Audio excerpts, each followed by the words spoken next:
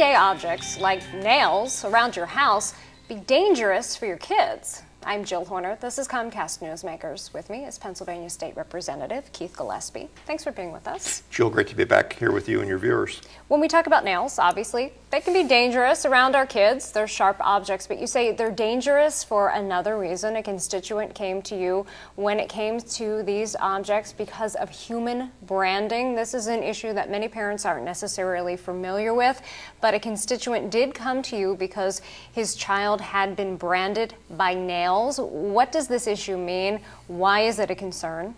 Well, like you, I had never heard of it before, and it was a complete surprise when this father came forth and relayed this story to me about how his 14-year-old son had been at a sleepover with a friend. And we have children. We all allow them to go with our friends, thinking that they're going to be in the safety of their friend's home.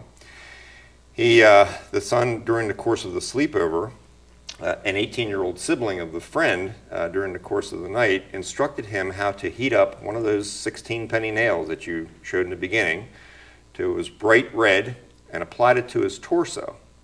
That wasn't bad enough. He heated it up again and then reapplied it in a configuration that was like a cross.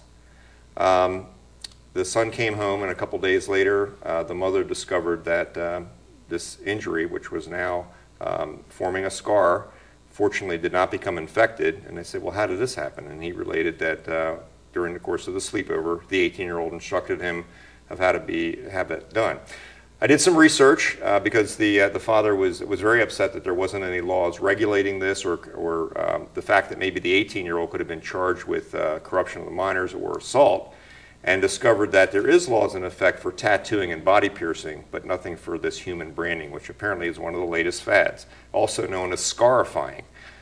People will apply objects of whether it's a nail or some other metal object and burn themselves with a third-degree burn, permanently scarring their body. Now, when we talk about burning oneself, that can be different than someone doing it to you. So two different issues here, either doing it to yourself or having it done to you by someone else if you are a minor. Correct. And if a parent, I just can't imagine anyone putting their child through that. If they were to give consent, they could go ahead and be branded, as they could be tattooed and their body be pierced. My concern is, as a healthcare provider, as a former healthcare provider before I got elected, our skin is our protective barrier. It protects us from infection and all the nasty things that the environment has out there. And when you violate that by burning through the protective barrier to the blood vessels and the nerves and the lower tissue, you're opening yourselves up for infection. This kid could have died very easily from an infection, from a procedure that he thought was and maybe he didn't even give it thought for the future that this thing's going to be with him forever. And we have a short time left, but you've actually introduced House Bill 2673, and it's related to human branding. What would this bill do? The bill would, as we noted, unless there's parental consent, if someone was to do this to a minor under the age of 18, it would be a first-degree misdemeanor. And if it's done a second time within the course of a year, it would go up to a second-degree misdemeanor.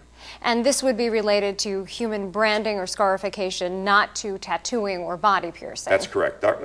Tattooing and body piercing, the law is already in effect for having that done without parental consent, and this would make it all on the level playing field. Thanks for being with us. Thanks, Jill. We've been talking with Pennsylvania State Representative Keith Gillespie. I'm Jill Horner for Comcast Newsmakers.